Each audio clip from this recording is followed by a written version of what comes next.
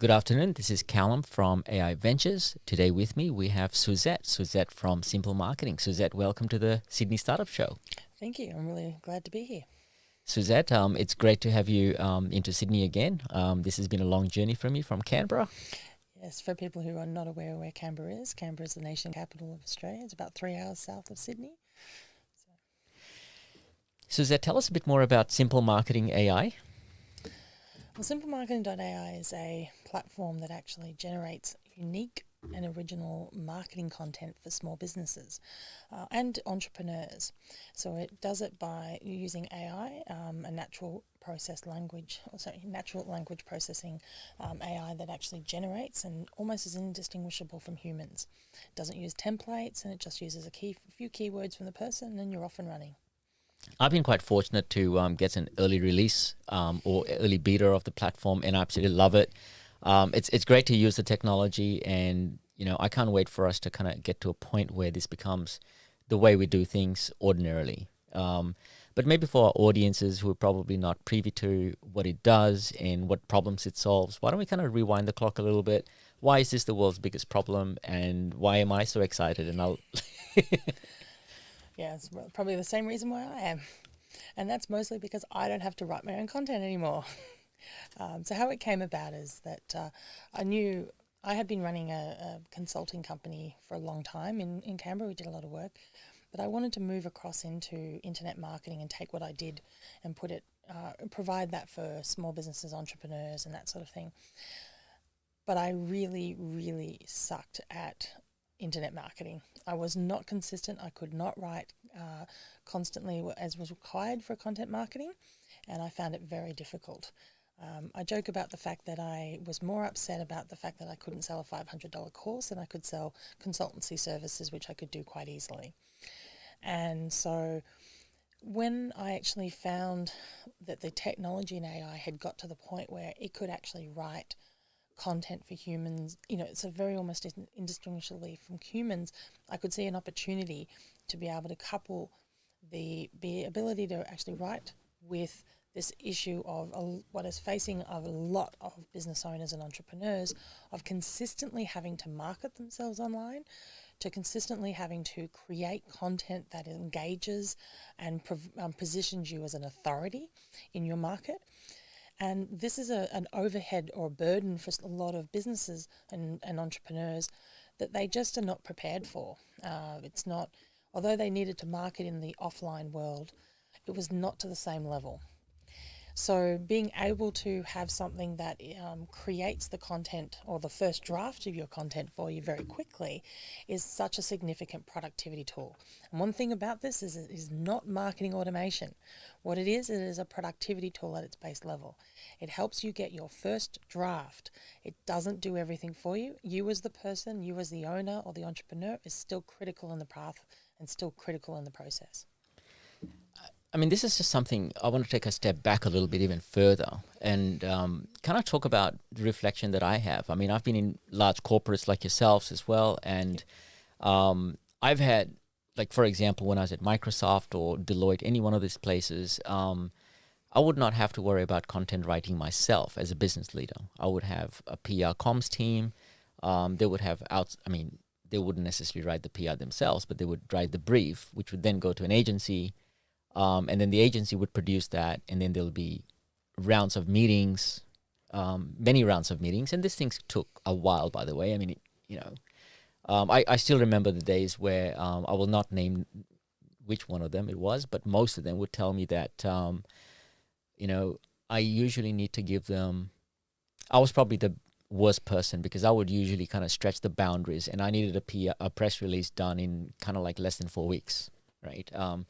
When I said something like I need it done in 4 weeks, they'd be like, no, like that couldn't happen, right? Because the runway needed to be very, very long, at least 8 weeks, maybe 12 ideally.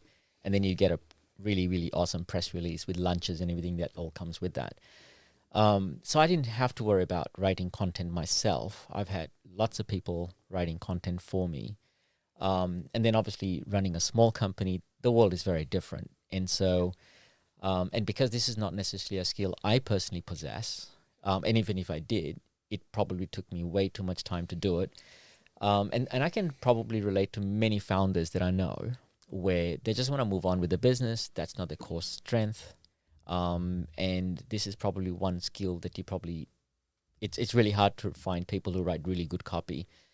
So how do you see this industry, and what percentages of people that are trying to do this, and how important it is to do that in terms of writing copy and writing articles or blogs or any one of those things? Because I'm not sure, whilst I think everybody understands digital marketing, I'm not sure everybody understands the importance and the significance of this. And how much of an overhead it is. And it's interesting that you mentioned the word copy. I think there's copy and then there's content. And I think people lump them together and they're not quite the same thing. There's copy is a subset of content. So copy is usually when you're actually dealing with sales copy, and that I think still is very much you need a really good copywriter for that, because it's someone who needs to understand the sales cycle and the sales message. Marketing content, on the other hand, is generally, or content marketing, and this is part of the reason why we've positioned Simplemarketing in the area of content marketing primarily, is about positioning you and your business as the authority in that particular niche. So with saying that though, you need to actually to do that, and with attention spans as it is at the moment, you need to be front of mind and in person quite constantly. So it's a huge burden of, you mentioned 4 weeks to do a press release.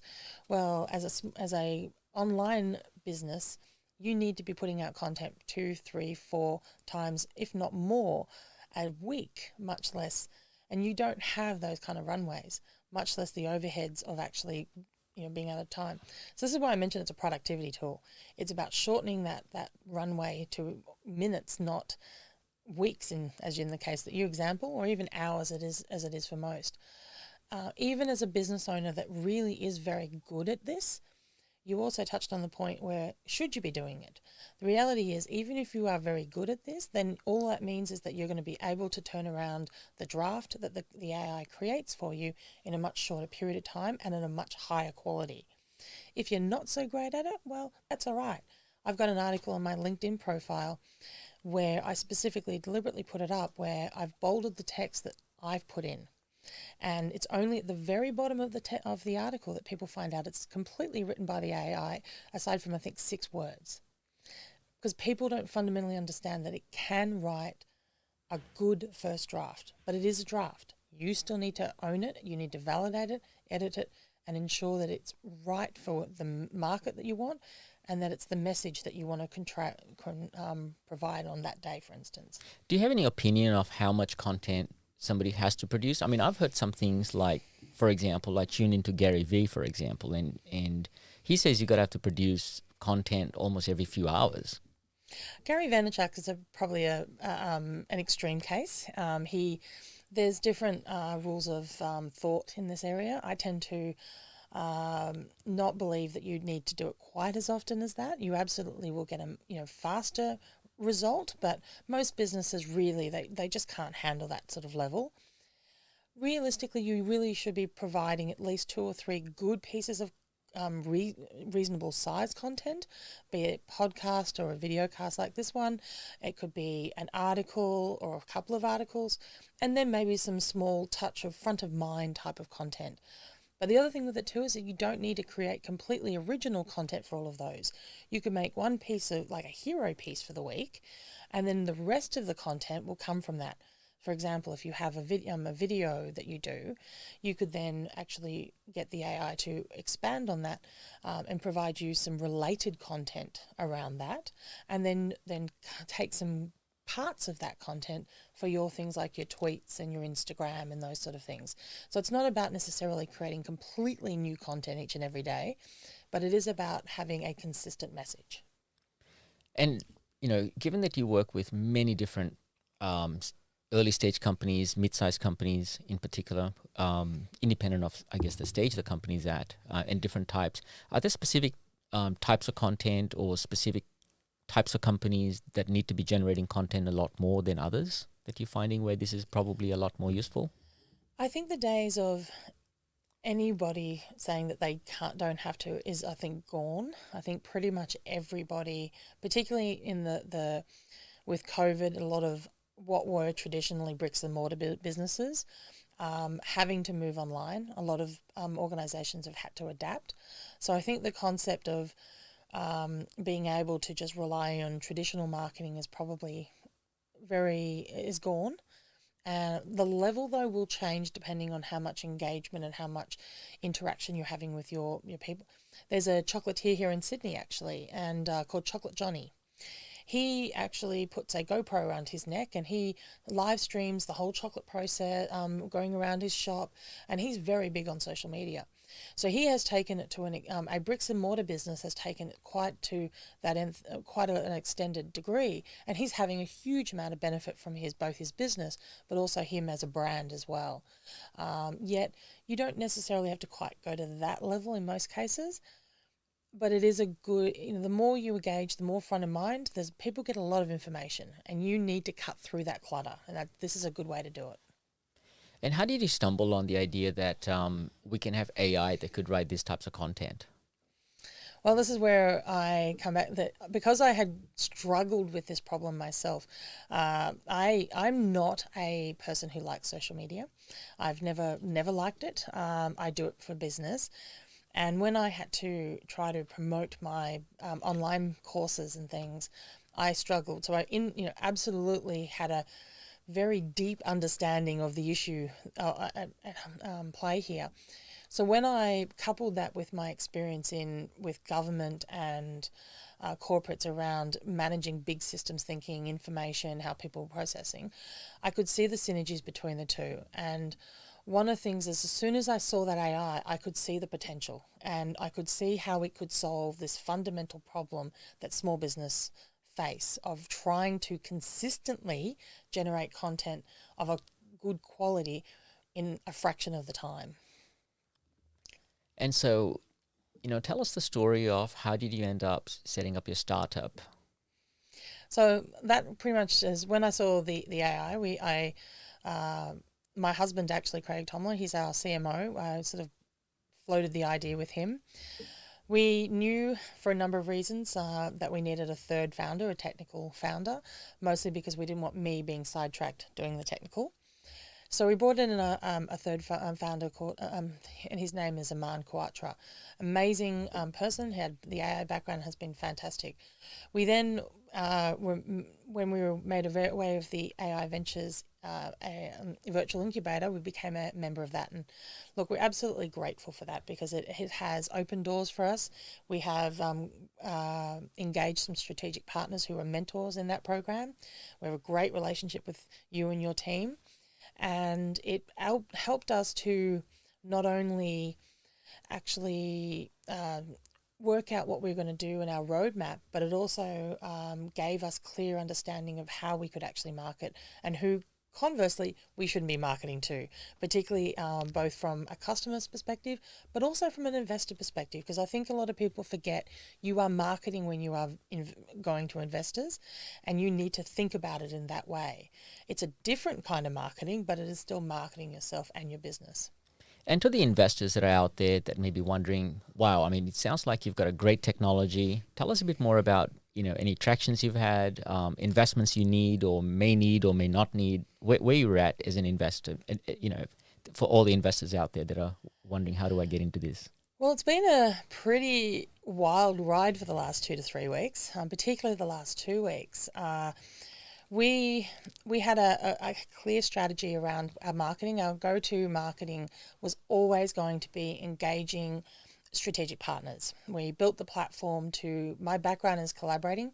I developed an IT consultancy originally off the back of working with other businesses. So for me, the only way to grow business is to work with others and to partners. So we build that fundamentally into our platform. So one of the things that we did was I have recently been introduced to Clubhouse. For people who are not aware of what Clubhouse is, it's an app where you have to be invited in. It's iPhone only, but they are working on Android. But there are some really amazing conversations in. And one of the things that I have found with this is it actually has worked very well for me because it allows me to connect with people the same way I normally do. So we've been looking with strategic partners. In the last couple of weeks alone, each week we are doubling our user base. We have some deals on the table with a number of different organizations where we would not have been able to get any access to these they're around the world, not just, but some of them are actually in Europe, some of them are in the US. We had strong connections in the US and Canada. We had practically no connections or people that we in there. And it's opened up markets that we would not have had access to through this process. And the exponential growth has meant that we have now, and we're in a good position, but in a bad position in so much as that we now need to ride that train and actually get some more staff in very quickly. So we're in a situation where we are looking at taking some investments soon, but we're with that traction, we're looking, sort of how do we do this? Do we take on, actually use a loan in the short term, or do we actually take investment? And all these sort of things are going through. So this typical startup type situation with an investment has become a good problem to have, but it is definitely a problem that we're experiencing at the moment. We're a product of our own success. I mean, it's fantastic. I mean, the many things you guys have going for you guys that's really, really awesome. I mean, obviously you have an MVP that's out in the marketplace. Could you just tell us a little bit more about how long you've been out in the marketplace? And I know I was involved in the beta phase, but I can't keep track of that now. So we launched publicly about mid-February. The first 2 weeks we had absolute nightmare of a problem with domains.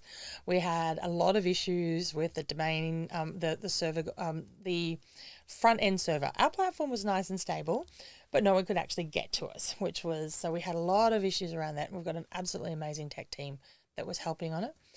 We've had to adapt our front end platform, and in fact we're currently in the process of moving it off the existing platform it uses and bringing it back into WordPress if nothing else, mostly because it gives us the flexibility to do what we want with our own platform. So realistically we've only been effectively in the market for probably no longer than about 2 to 3 weeks, and we're finding that our growth is doubling each week from that. It's been phenomenal. I know we've had a conversation over multiple times, and I think before the launch there were some numbers. We talked a little bit about the projections that you had, and I remember you saying something like, well, I think those are conservative projections, or but what's that been journey like, having some projections before launch? I mean, you had lots of projections, presumably before launch, and then post launch, and then what's it like? I thought our projections were reasonable and based on good, sort of solid, sort of reasonable, we had done a lot of competitor analysis and what was happening for them and how things went for them when they did their launch, sort of October, November last year. We do have quite a number of different competitors. They've got a quite very different approach to us, but we gave us at least a benchmark. Had some being conservative, but also what is our, if everything really went well. On top, we have blown all of those projections out of the water. We, with Clubhouse particularly, for instance, I'm using Clubhouse as our number one channel, and what's happening is I'm engaging with people in there. I'm getting them interested in understanding content marketing. We're funneling them through that, and from that, conversely, they're finding out about Simplemarketing, and we're, as such, they're in turn showing it to their customers. And this weekend alone, for instance, we've got a 3-day summit, and we estimate there's probably going to be conservatively, it'll probably be between 3,000 and 5,000 people who will engage with us just this weekend alone. And this summit we started organising it last week. So the everything is compressed on Colourblade, whereas something like this kind of 3-day summit you would normally take weeks, if not months, to organise. We've done it in a week and a half, and we're going to have more traction than we would have if it was an in-person one anyway. So it's interesting you say that, and let's just challenge the idea a little bit on this. Now, obviously, Clubhouse is great. Thank you, Suzette, for teaching me Clubhouse. So that's been great, and I've got a bit of learning to do on Clubhouse. Well, one of the great things about Clubhouse I like is you don't have to worry about writing content. You can just show up and you can, walk your way through and hopefully get promoted, and so forth. But the advantage there is, unlike LinkedIn and Facebook and various other places where you have to generate a lot of content, would that mean that, once you get on Clubhouse, you don't have to worry about content? Or am I, what does that really mean? It's interesting. I had somebody the other day that their reason for not getting onto Clubhouse is they had a huge following on Facebook and other channels, and they said they don't want to actually split their focus. I actually think Clubhouse is like any other channel in this respect. You need to have it as part of your overall marketing strategy. The way we're utilizing it is that we're using it to feed our other channels. And so I think content goes hand in hand with it. We're actually, I've created the Content Marketing Club on Clubhouse. So for us, creating an ecosystem around content marketing, doesn't matter which format, it's still going to be important, has a halo effect of it. Our Instagram, my LinkedIn, the organization's social medias are increasing rapidly. So if you actually have a strategy where you're bringing them back in to, essentially think of as Clubhouse as part of your funnel, it's a very powerful way, because then you're engaging with people. They know, like, and trust you from that interaction, but you still have to engage with them. You still have to actually do business with them. They still need to be able to show you to the rest of their organization or to their colleagues and things like that. And that's where written-based content comes into play as well. So I think it's definitely a synergy, not competing. One of the big things that a lot of the startups talk to us about is how to get into the US market and how to get into the global international markets.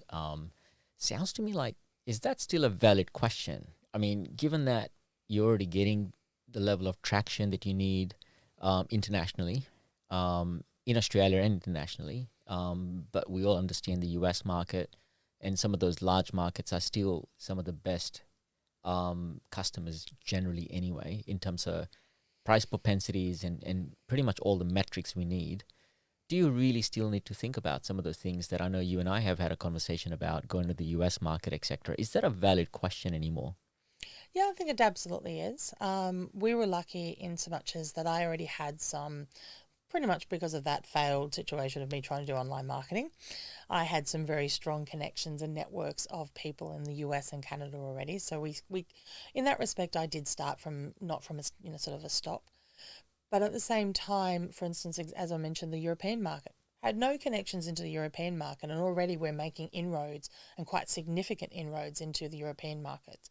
So if you are looking at an international expansion, something like Clubhouse is a way to get those connections very quickly and be able to feed them back into your more traditional markets or marketing processes. So yeah, absolutely. I think we are a global economy now, and it doesn't really matter where you are.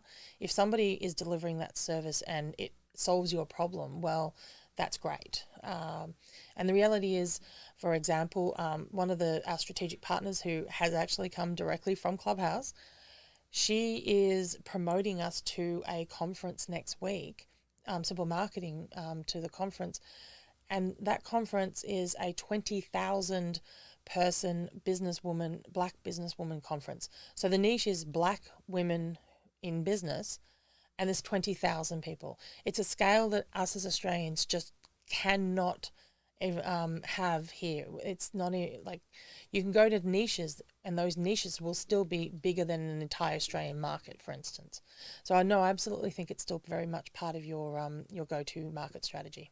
But in the traditional sense of going to market, into the US and European and international markets in generally, historically there's been a very strong need to have a point of presence, to have legal incorporations in those markets, to have certain distribution partners in place. And there's a lot of mechanics involved in being physical, not necessarily physical, but to have legal structures in place to be able to do that. How has Clubhouse or any other platform disintermediated all of that? And do you still feel like you have to do something different operationally or commercially or anything else beyond just being on Clubhouse and doubling down on that? Look, first up, you probably you know my background is in compliance and regulation and working with government. So from my perspective, make sure that you've got your good corporate governance in place. We spent we spent more on getting our company structure right.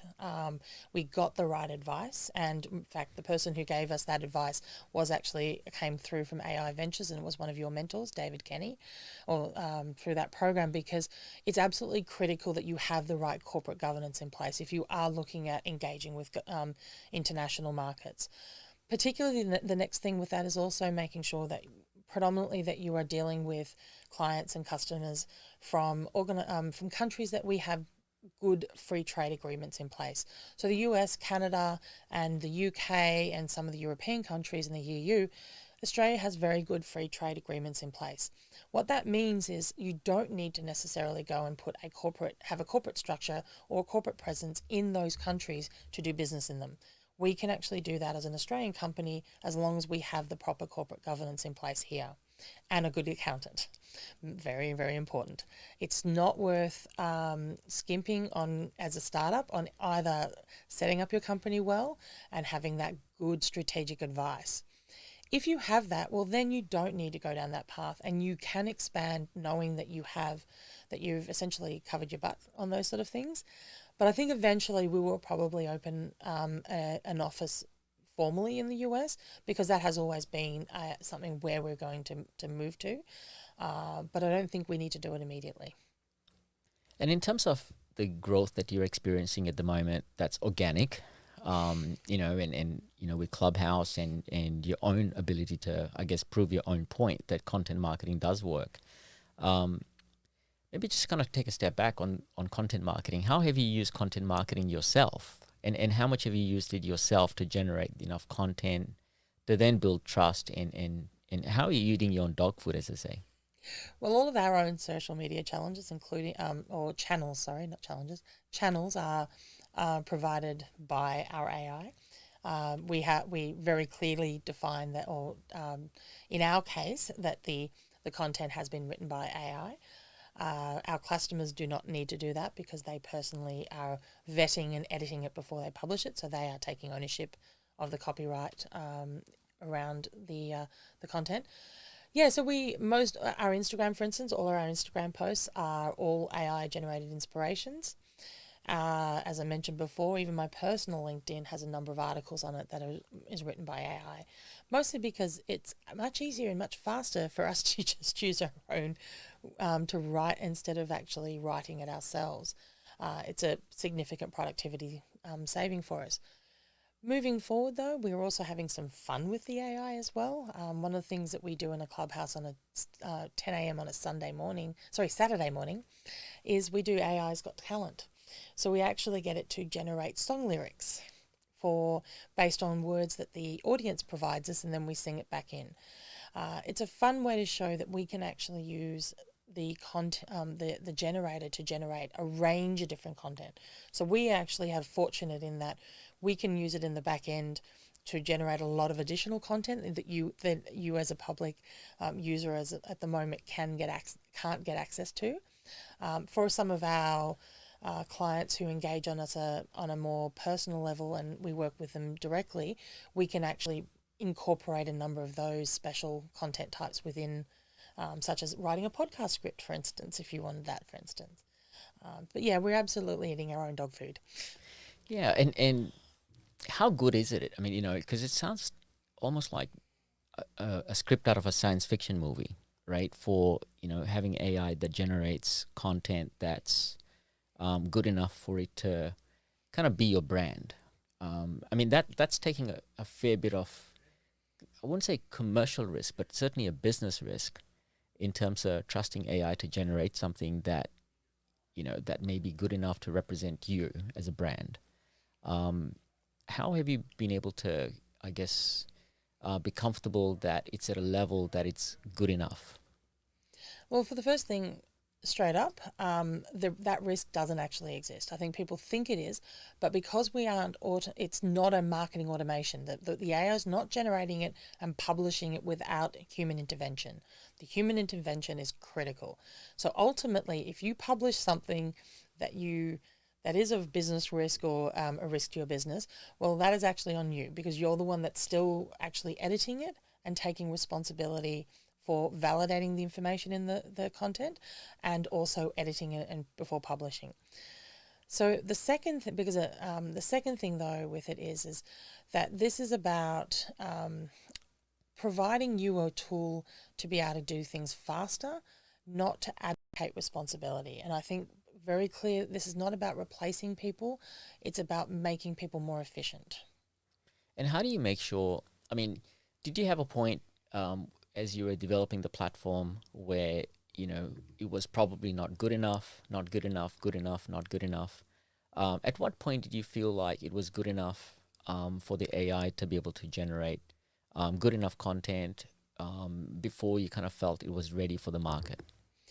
So interestingly enough, that we still have that problem right now. We're currently at the moment working on a content type that we're not comfortable with the output. So we have about 50 or 60 different types of content that we're actively working on, and different levels of quality in each of those. So on an individual basis, we won't release a content type until we're comfortable on two things: one, that the quality is good enough. Secondly, it's also about making sure that the content is actually valuable as a type to our audience, because our avatar or our customer for the platform is a business owner or entrepreneur that is struggling with marketing their business. We don't want to be filling them with a whole lot of different like song lyric content types, for instance, in the public face. That's just not going to be useful for them. It's got to be something that's going to actually be of benefit for them. That's something that's really, really critically important for us, is to do that.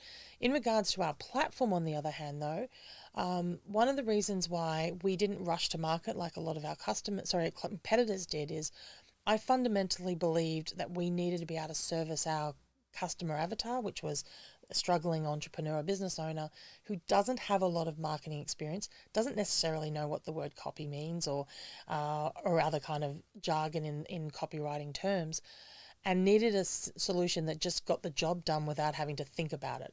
And that took a little bit longer for us. So we probably had more issues, I suppose, in getting the platform right, more so than the individual content, because the actual underlying AI is actually pretty amazing and can generate content pretty much out of the box with only a couple of hours work.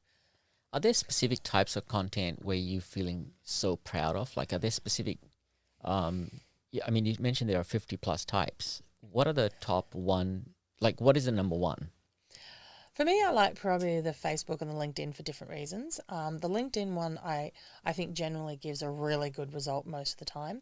Although, I actually jokingly say, we all have a bad day. The AI has a bad minute, because if you don't like what it generates, you can just click the button again and it will generate another 3 sets of content for you. But I also like the Facebook one because the Facebook one's fun, and it actually will put in emoticons. It will put in, it actually writes like a human. And we did some fun ones the other day where it was writing about our new kittens.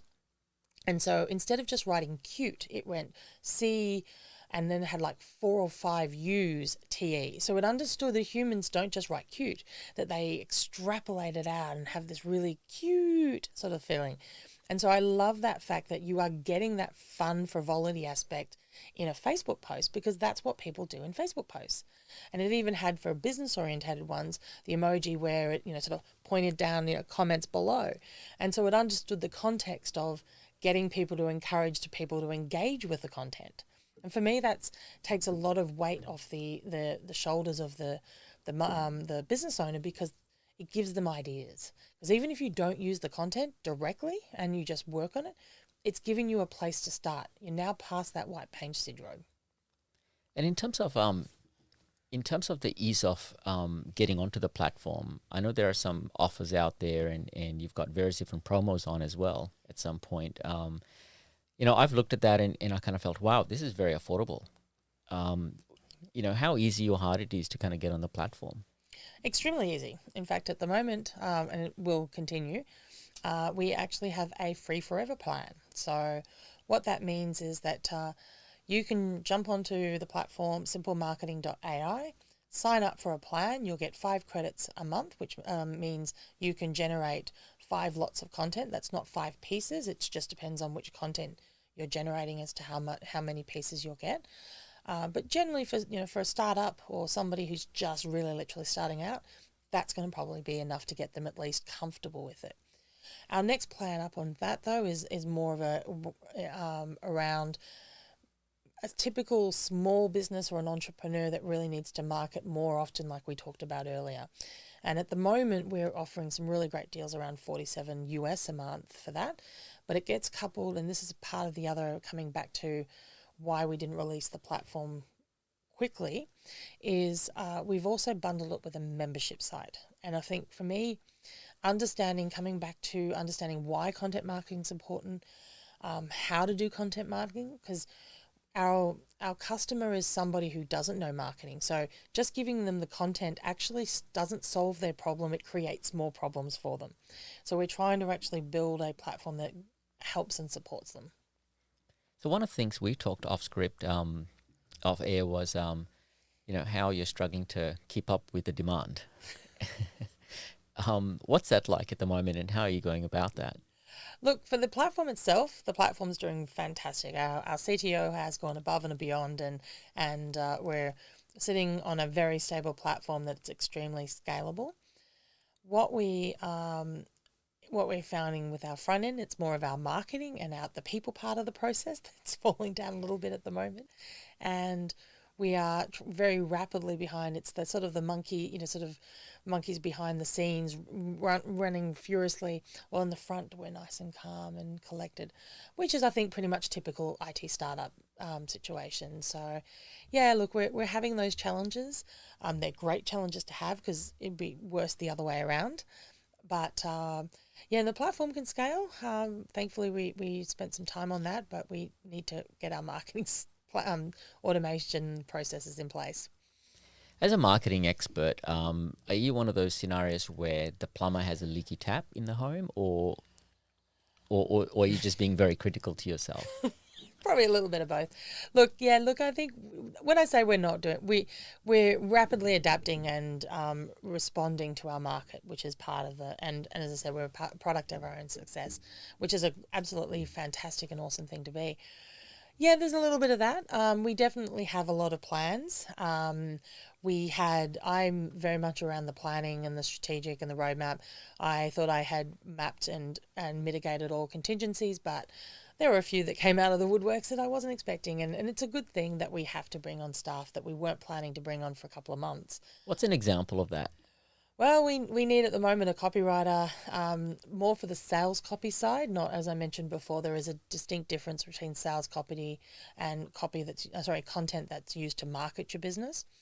So we need somebody who can keep up with the number of different channels that we're working with.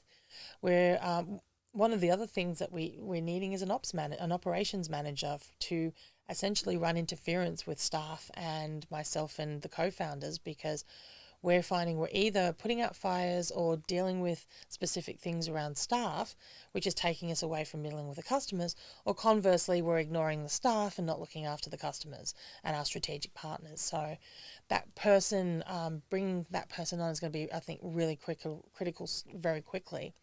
And, just to be able to throw things back to that person and say, here, you take care of this for me while I'm actually continuing to ride the momentum that we've generated.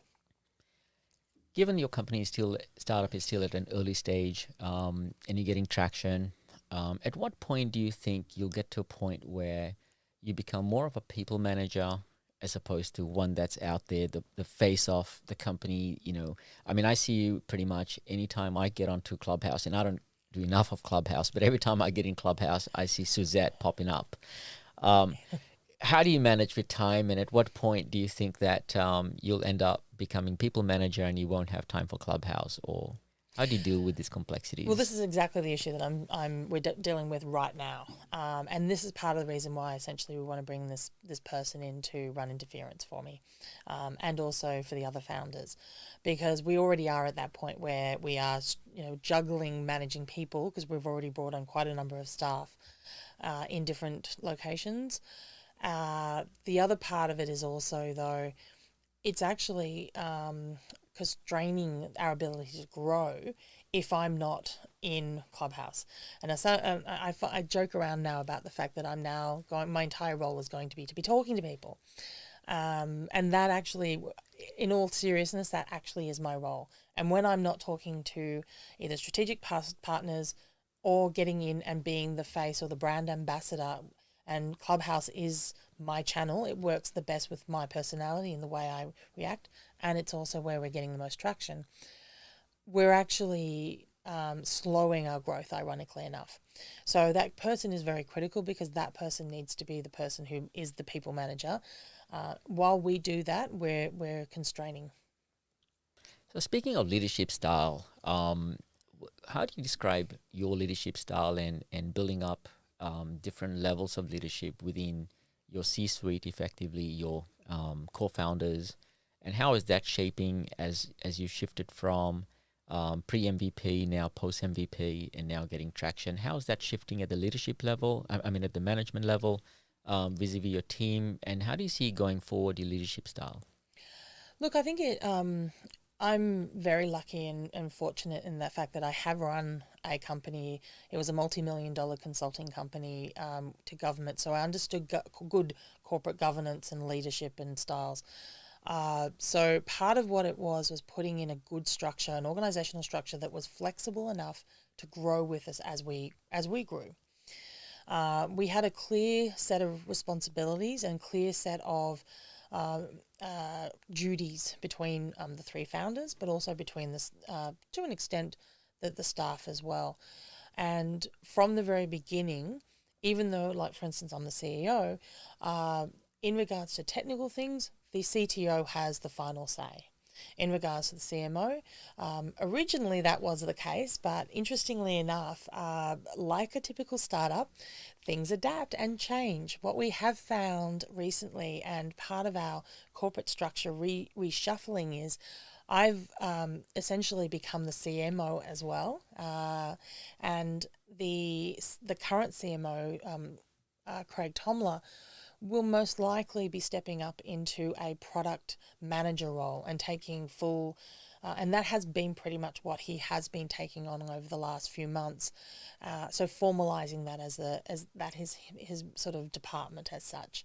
So I think it's been, even when you're only two or three of you and you're only founders, it's very clear. It's very important to have that clear responsibility, have the hats that you're going to wear clear from the very beginning. So for me, from a leadership style, is understanding what hats I'm currently wearing and what hats I'm going to pass over to staff as they come on. So managing people at the moment is one of those. I very rapidly need to pass that over to another person purely because it is stunting our growth as a result. And so I think an issue that a lot of founders have is particularly when they're small, they mix them all together. They don't clearly work out which roles and which responsibilities go with each role and which role they actually have, so that when they actually bring people on, they can pass those roles over and those responsibilities over easily without having to sit down and try to work it all out. So as you think about, I mean, if you reflect back some of the conversations we had in the incubator program, and this is kind of seems like a lifetime ago, there's a lot of things that we talked about. You've gone ahead and done it. So much so that you've excelled at it, and now it almost looking back, thinking, "Oh my God, did I really pitch that?" Do you have any moments like that you could share? I think that's pretty much our last entire 4 to 5 months, really. I look at the pitch deck that we did at the beginning. I remember what we actually submitted to you for the application and where we were even just at the end of the actual program. There was significant difference. With saying that though, fundamentally though, the pitch deck that we developed and the pitch that we from that at the end of the incubator is fundamentally still pretty much our pitch now. It has been refined. The numbers definitely have been refined, but the messaging also has as well. We've got, through the incubator, we got a lot of clarity around who we actually, I knew nebulously who we were servicing and what the problem was, but we got a lot of clarity around that. And the pitching of it each week meant that we got that feedback and we were able to adapt. But even now, like it's almost like, our entire messaging is on steroids. So I'll try, one of the things I do like about the Clubhouse is I can try a messaging one day, adapt. We can even, in some cases, actually adapt our platform in response to that and get definable results pretty much immediately from that, and see, and that sort of, it's the whole MVP process on steroids. We've talked. I mean, we spent theoretically talking about the whole idea of customer engagement and product fit for market, etc., etc. How has that changed now? Because I think when we first started talking about that, it was your ideas, your own experiences, and you're overlaying that to what needs to get into the platform, and then and validating based your own experiences and experiences of questions that we used to ask. I mean, this is like going way back. What's it like now? We're getting instant feedback, and that's really, really fantastic because we can adapt very quickly. And it was when we first started out and we started building our MVP, our development team, and we had some issues and things. Took us a little while to get into the flow. Now we have a development team that turns things around. We've brought forward things on the roadmap I didn't expect to get till April or May, and we're not far off being able to release them now. And part of that's come from the customer engagement, understanding and reprioritizing what our customers are likely or want, what they're asking for. When we were doing through the incubator, we were talking to a number of our customers, but we probably weren't talking to them in the same way. And we were basing it more on feedback that we were getting, sort of maybe probably more passively. Now we're getting that very much active engagement of somebody will go and sign up and come back and say, oh, this is not working, or this is awesome, or this is fantastic. And we can actually then adapt accordingly and see the results pretty much immediately. So I know we've talked about projections, and I'd hate to label on the term projections, and you've blown your projections already since launch in the last 3-4 weeks. Do you have any other target, say, by the end of the year? You know what? I really can't see that far ahead anymore. It's the time frames that we are working on now has meant that even 2 or 3 months is a long period of time, and we're adapting and changing things. I thought we had a clear structure of what was going to be by then. We're blowing those out of the water within months of what they were originally. So yeah, look, no, I don't actually even want to hazard a guess. So I'm going to pass this over to our production team and see if there's any questions coming in from the floor. So if someone who prefers classic marketing decides to use artificial intelligence in their business, how should they change their marketing strategy in order to integrate AI in the best way? Well, from my perspective, you're not actually changing. It is actually still traditional marketing. This is about, as I mentioned, as a productivity tool. It's not about changing your marketing. If you've got a good process already working, this is an adjunct to that. It actually helps you be able to action that particular marketing strategy faster, not actually to replace it. Awesome. Is there any other question that's coming in as well, Danny? There is a long one. So I'll actually just explain it. As you know, like artificial intelligence with the progression, it creates more disruption in the community in terms of ethical stuff. As you said, like the AI makes so many things now, like the scripts, podcast scripts, like show notes, music, like content ideas. At the point when the AI will learn do everything perfectly, what other people will do who was doing this job before? I don't believe that this is ultimately what this is doing is replacing the low value parts of doing this process. It's not about replacing people, it's about enabling them to be able to do more. And that also means being able to step up in regards to, like in the case of marketing, it's being able to improve the quality of the marketing. I think we're still suffering to an extent. We say we get a huge amount of marketing each day, each second. And the reality is some of it's not that good.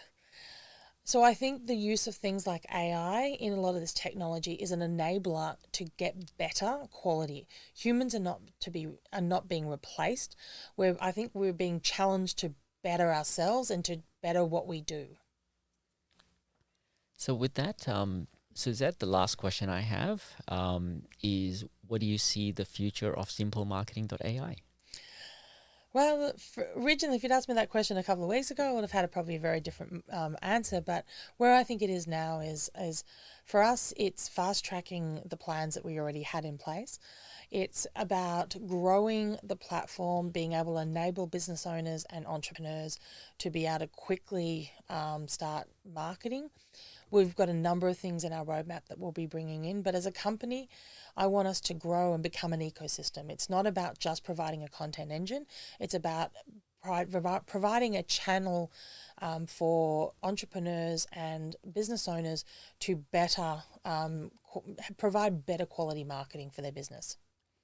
Excellent. Well, that's all the time we have, Suzette, for this. Suzette, thank you so much for being on the show with us. Thank you so much. It's been a delight.